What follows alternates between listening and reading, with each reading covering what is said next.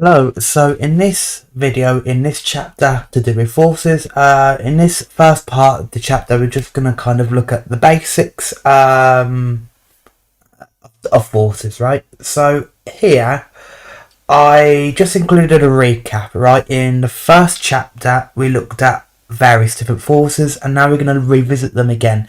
In particular, the main ones you need to know for this chapter.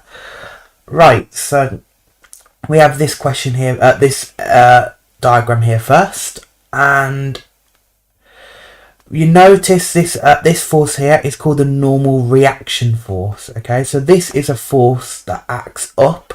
So when, for example, this box here, for example, when this box is on a solid surface, so on the table here, so when one object is on a solid surface, there will be a normal reaction force acting up.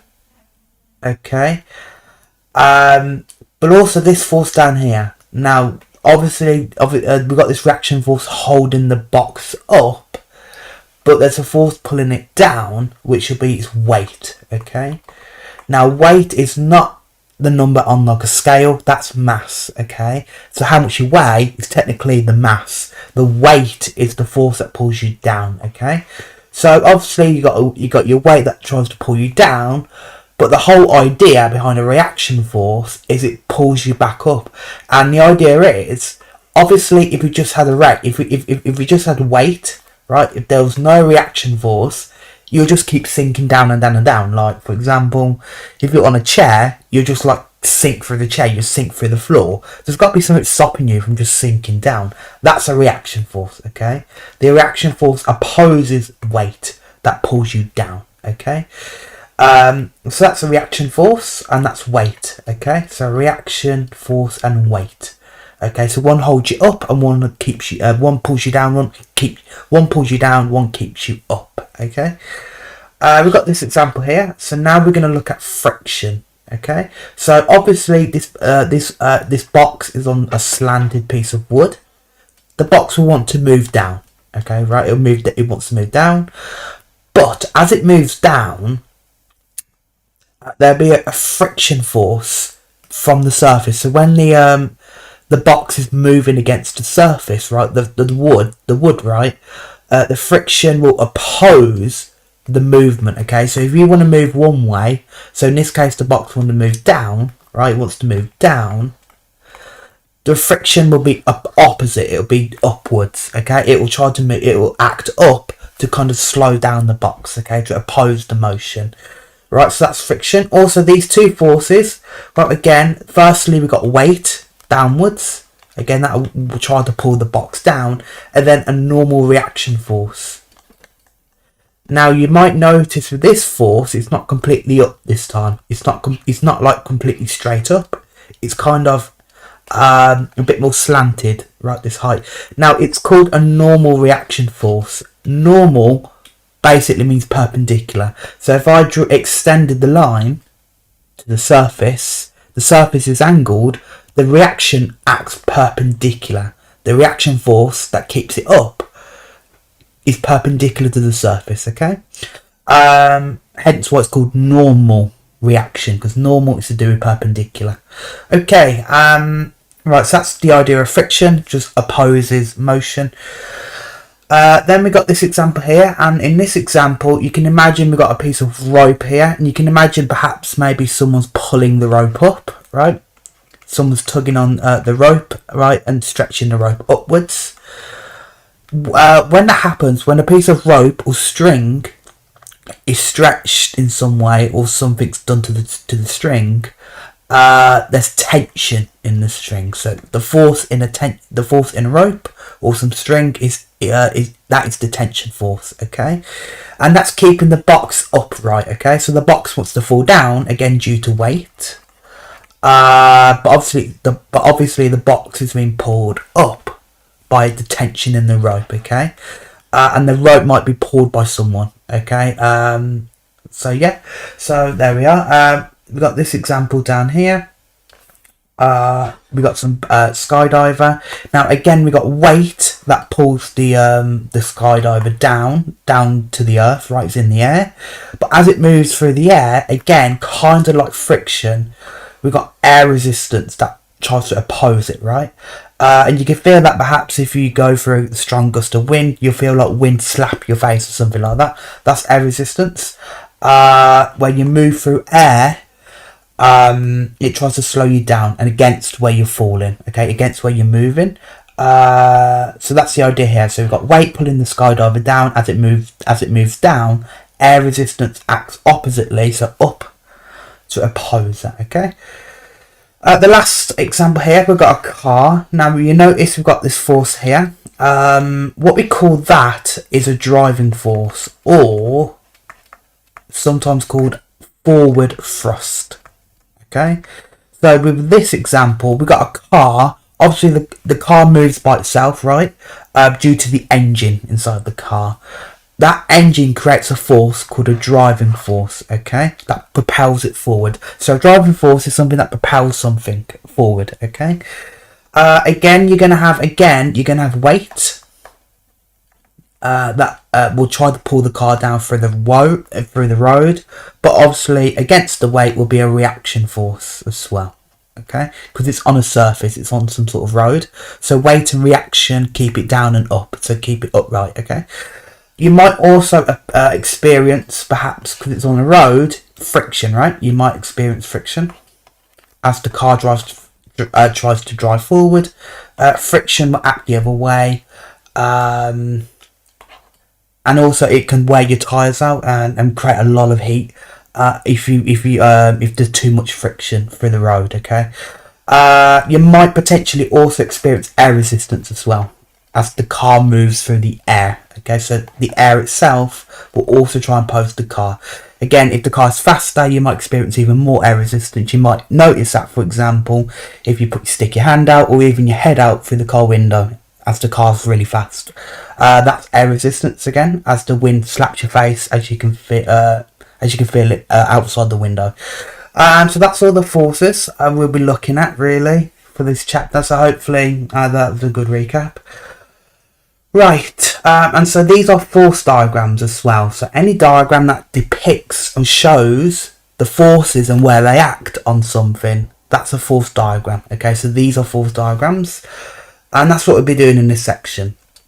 Now, the last one we need to look at is Newton's first law.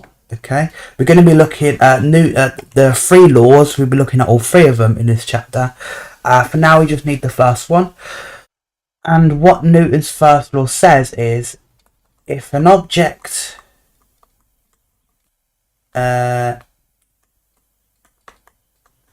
is moving with constant velocity, it will remain travelling at constant velocity, or moving with constant velocity,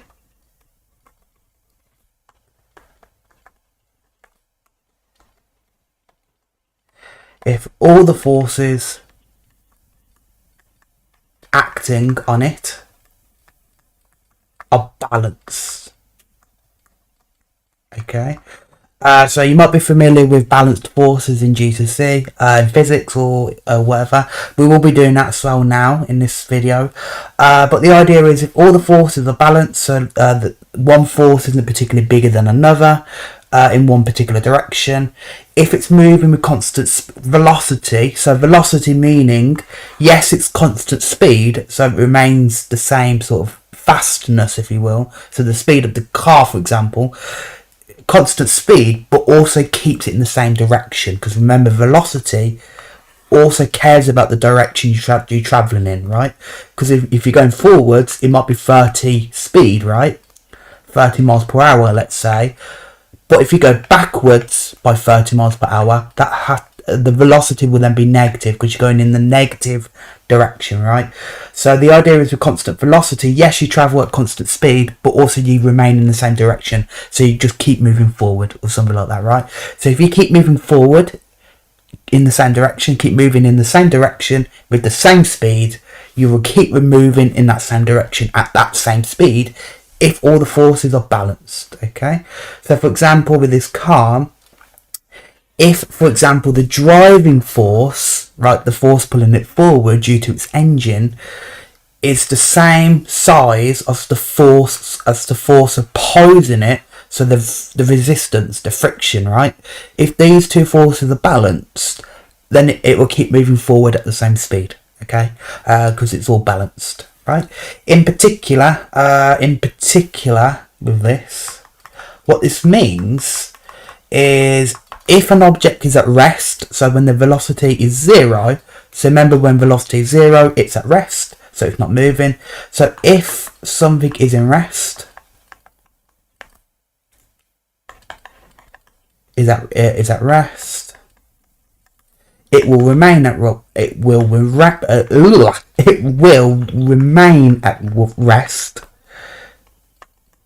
unless a force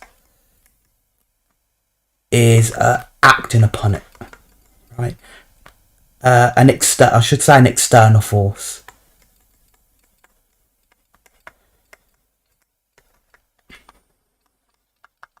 Okay, so that's saying if something is at rest, it will keep remaining at rest no matter what. Unless basically something provokes it, so some force is added onto it, right? Then it'll cause it to move. Right, so that's Newton's first law. Right, so okay, it might look a tad bit weird about what does this actually mean. Let's have a look at some examples now, right? Okay, so we've got this question here. So we're told a block of weight W is being pulled to the right by a force P across a rough horizontal plane. Draw a force diagram to show all the forces acting on the block. Okay, so first thing to note is we're on a rough horizontal plane. Well, horizontal, that literally means a line like this, right? A flat horizontal line, right? Obviously vertical will be a straight upwards line like that. Horizontal just means flat like this, okay? Anyway, that's horizontal line. Then we have this block, okay? So I'm just going to draw like a literal block like this, some little rectangle.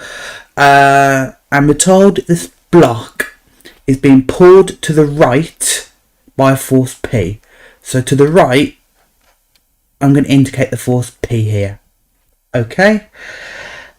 Now, what other forces are acting on it? Well, because it's on a surface, on this sort of line, right? Horizontal, floor or ground, right?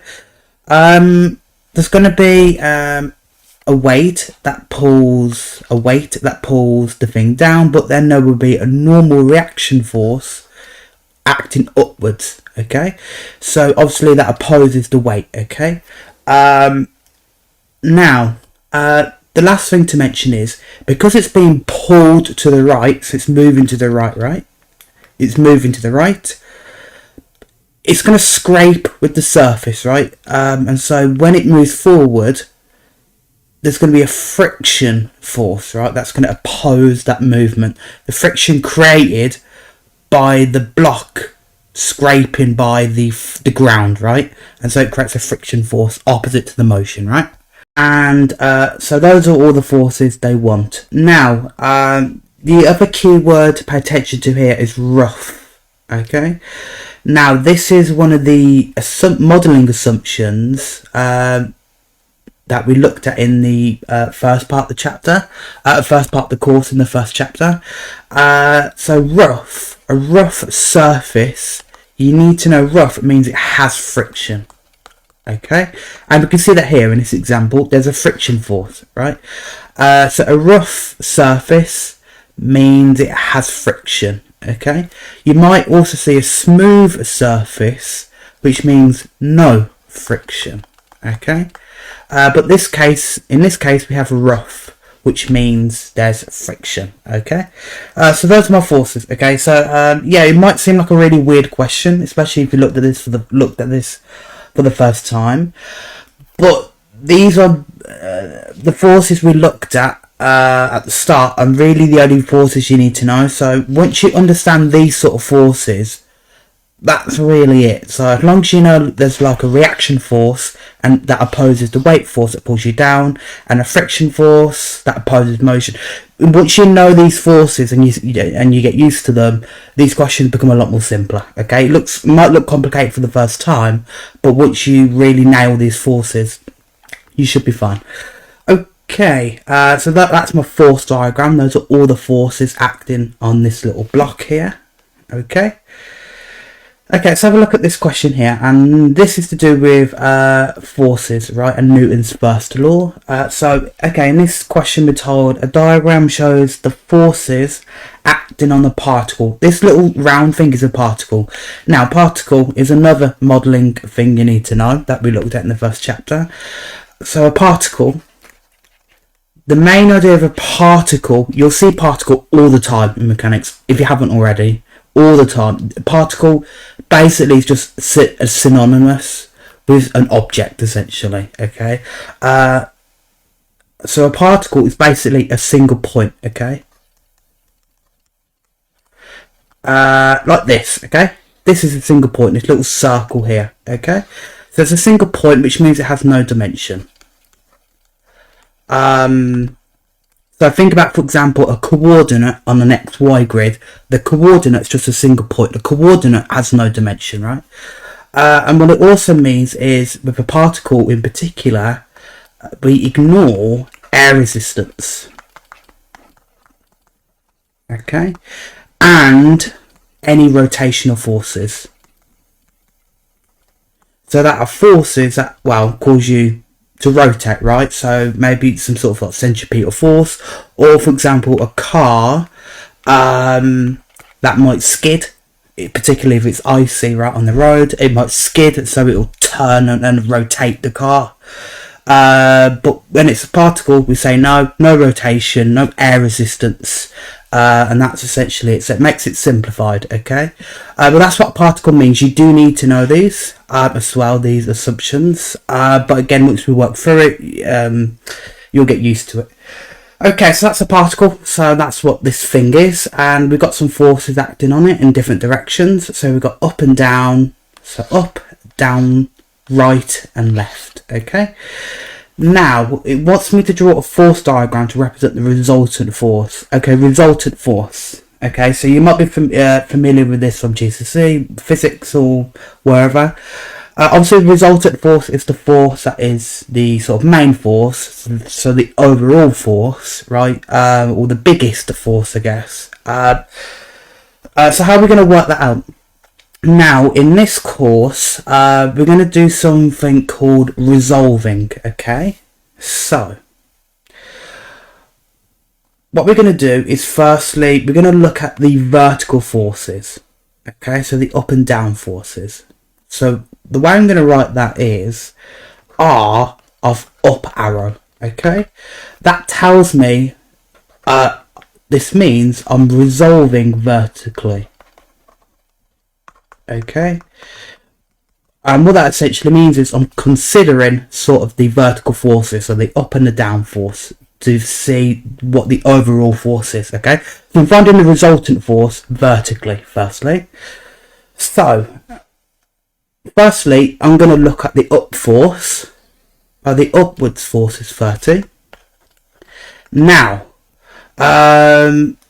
if I then take that away from the downwards force then, because the downwards force is opposite, so if I do the upwards force, take away the downwards force, so 30 take away 10, I get the overall force of 20 newtons, okay? Now, that would mean it's 20 newtons upwards, right? So it's overall would be going up by 20, okay? We're going to do the same for the horizontal force, so the right and the left forces, okay? So I'm going to write that as R with a right arrow. And so that means resolving horizontally.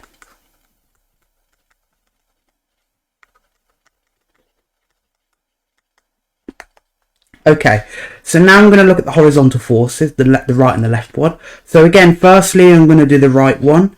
Now, while the right one, you can pick either or, but this arrow indicates I want to start with the right force, okay? Likewise, the up arrow here means I started with the up force, okay? It doesn't matter which you pick, but here we are. So I'm going to start with 20, the right force, and I'm going to take that away from the left force, so the opposite to the right, so 20. That gets me 0, so they counteract each other, the right and the left, okay? So that means there's no horizontal force, except a horizontal resultant force, right? So, okay, so the resultant force, if we were to draw that then, again, we're going to have this little circle particle thing. Well, the only force overall, as we worked out the resultant, is 20 newtons upwards. So it's just going to be a single force of 20 newtons. So what that's saying is, yes, we've got all these forces, right?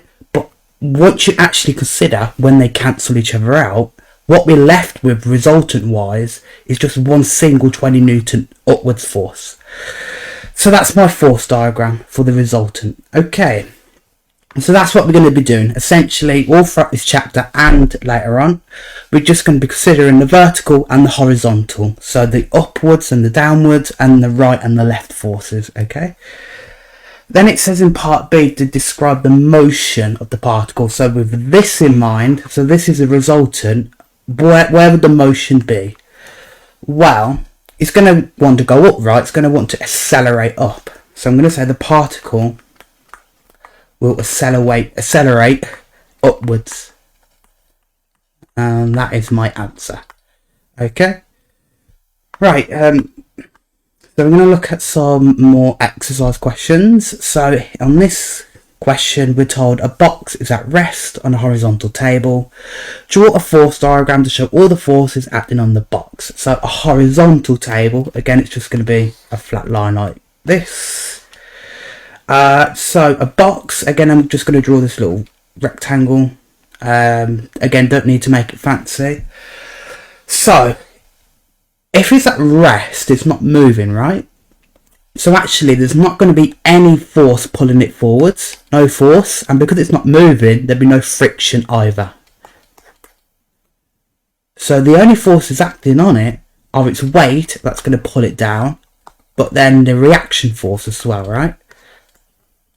That's going to keep it up on the table, okay, to oppose the weight. And so there we are. Those are all my forces.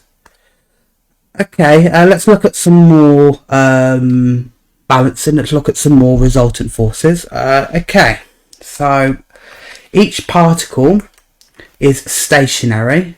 Now that means it's not moving. Now Newton's first law means if it's not moving, that means it has to be because of balanced forces, okay? So, because we need to make all the forces balanced. So if I look at this one, part A, well, there's the vertical forces, right? They've got the up force. So if I resolve upwards, right, so vertically upwards, well, the up force is P. Now, because they're balanced, that has to equal, this up force P has to equal the downwards force of 10. So the up and the down force equal each other, okay? And there we are. So P is just equal 10. That's my value there. Now in part B, well, now obviously we've got two different dimensions. We've got vertical and horizontal, so up and down and left and right. Again, so firstly, if we consider the vertical, so if we resolve vertically, well, the up force is 10. And the downwards force is 10, so they're equal, right? They're equal, so they're balanced. That's great. But then if we resolve forward to the right, well, the right force is P. Now, because they're balanced, the right force has to equal the opposite left force of 30. And that's my value there. Then in part C, now we've got this more complicated looking diagram. Right. So again, we've got the if we go up, if we resolve vertically, well, that just confirms to me that the upwards force of 10 indeed equals the downwards force of 10. That's great. They're balanced as expected. But then if we resolve to the right, so these two forces now, we've got two right forces. If we add them together, P add 1.5P, again because it's balanced overall, has to equal the left force then of 50. Okay, so that's the idea. The balance, the up force has to equal the down force, and the right force has to equal the left force, because the opposites have to be equal to counter each other. Anyway, at this point we've just solved this equation, right? So then 2.5P is 50, therefore P is 50 over 2.5, which gets me 20. And so there we are. Okay, so again we've got a slightly harder, harder question now. So in this question we're told a particle in the diagram is moving with constant velocity. Now again, Newton's third law will be looked at the start. Newton's first law, if something is moving with constant velocity, it has to be balanced, all its forces, right? So we need to find the values of P and Q. But firstly, again, because the balance, if we consider the vertical forces, the up and down one, but firstly the up force of 3P minus 2Q has to equal the downwards force because they're balanced. So the up has to equal the down. Okay, and there we are. Then if we resolve horizontally, so right and left, well, the right force is 2P add Q, and that has to equal the left force of 25. Well, actually, what do you notice? We've got two simultaneous equations, right? So we can solve these two equations here. So how are we going to do that then? Well, you can pick any method you want. Think back to GCSE, or think back how you solve simultaneous equations. You can pick however you want to solve it, right? Well, I'm going to opt for elimination. So I'm going to try and eliminate Q, because what I notice is if I have minus 2Q on the first equation, I have 1Q on the second. I want to make all the coefficients 2, right? So if I just double the second equation here, so if I double the second one times by 2, well, 2P times 2 is 4P, Q times 2 is 2Q, 25 times 2 is 50, okay? Then if I rewrite the first equation down here, 3P minus 2Q is 20. What do you think I can do now to eliminate Q? I can add them to then get 2Q, take away 2Q, gets rid of Q to get 0, right? Well then 4P add 3P is 7P. 2Q minus 2Q is 0, and that equals 50 add 20, which is 70, right? So 7P equals 70. So if I divide by 7, I get P is 10. Well, there we are. Then to find Q, I'm going to substitute that back into one of the equations. If I substitute it back into 2, the second equation here, then I'd get 2P, add Q is 25. Well, P is 10, so 2 lots of 10, add Q is 25. So therefore 20 add Q is 25, therefore Q is 5. And those are my two values there. Great. Okay, so we've got this question now. So here we're told a hoist lifts a platform vertically at a constant velocity. Again, constant velocity, remember Newton's first law, if it travels at constant velocity, it has to be balanced forces, okay? Which means in this example, if it's at constant velocity, we've got this tension force, so the tension in a rope, there's two ropes, right? At this end and this end, the rope has a tension force, remember? We've got these two tensions, and then we've got a downwards force of 40.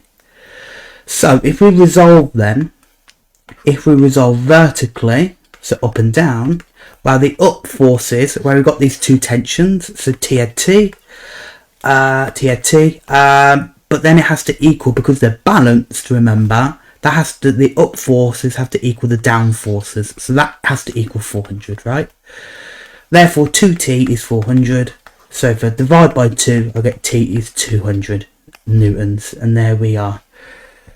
Okay, then it says the tension in each rope is reduced by 50. Well, if they were 200 newtons each, the tension in each rope. Each are reduced by 50, so now it's 150 either way. If I now resolve in this case, right, with the new tension values, well, again, these two up forces are now 150 add 150. If I then take that away from the downwards force, right, I'm left with minus 100. Okay, so the minus tells me if I'm going up, if I'm resolving upwards, so I'm kind of taking up as the positive direction. Again, think back to like velocity, displacement and stuff like that when we looked at Suvat last time. If we take upwards as the positive direction, if we have minus 100, that's telling me the force is 100 downwards. Okay, so we've got this overall force of 100 down. Okay, so what that means, the resulting motion in this case is going to want to move down, right? So the motion is, it will accelerate downwards. Okay. I guess a bit nitpicky. Why accelerate? Why not just move down? Why can't it just say move downwards?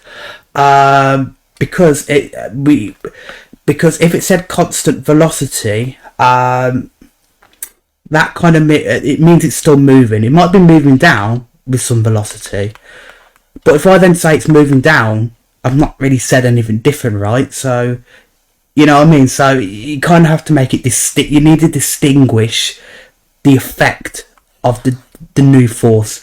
If you say it's moving down, it could have moved down originally. It's just that it was constant speed. To emphasize, it's not balanced anymore. If it's not balanced, so originally, because it's constant velocity, there'd be no acceleration in the original scenario.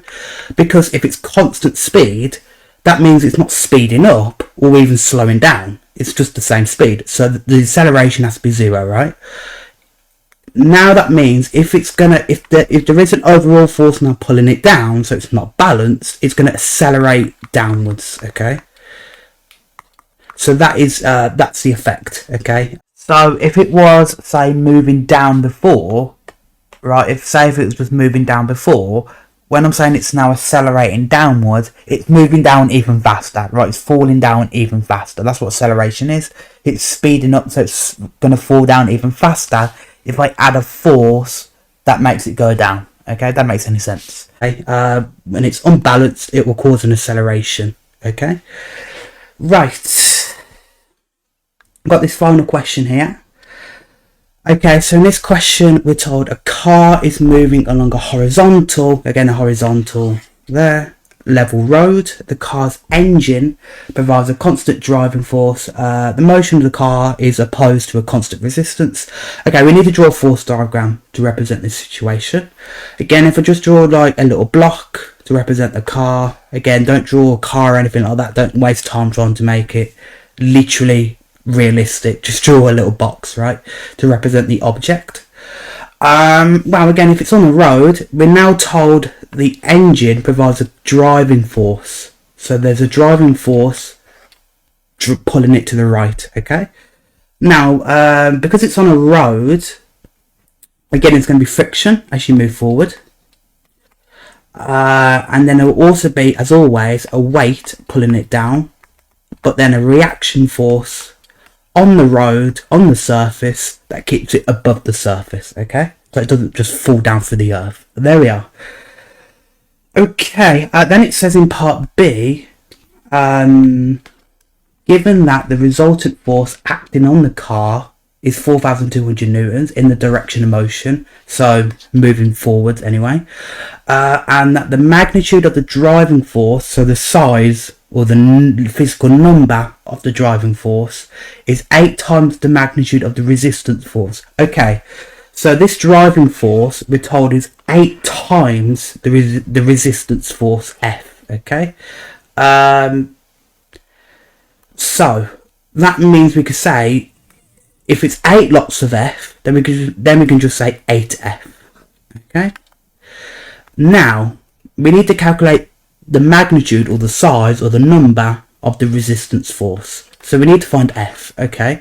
But we're given the resultant force is 4,200 newtons. So if we resolve horizontally, right, because it's moving forward, that's where the force, the resultant's going to be of 4,200 newtons, right?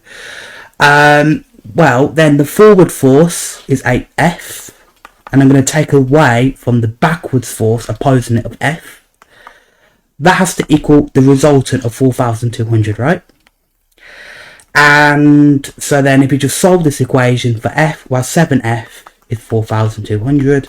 Therefore, F is 4,200 over 7, which will get me 600 newtons. Or 600, there we are. Okay. So there we are. So that's that for this this first part of the chapter. So hopefully you're just getting a rough idea about the forces we'll be considering. Hopefully you noticed we're considering the same forces, right? The reaction, the weight, the friction and stuff like that, right? Again, it's the same forces we'll come across, so once you pick it up, it'll become a lot easier to recognise the forces we're dealing with. And also the idea about resolving, so upwards and down and left and right. We'll be doing that lots and lots and lots. So hopefully you get an idea now for this whole resolving business. But there we are. That's it for now. I'll see you next time.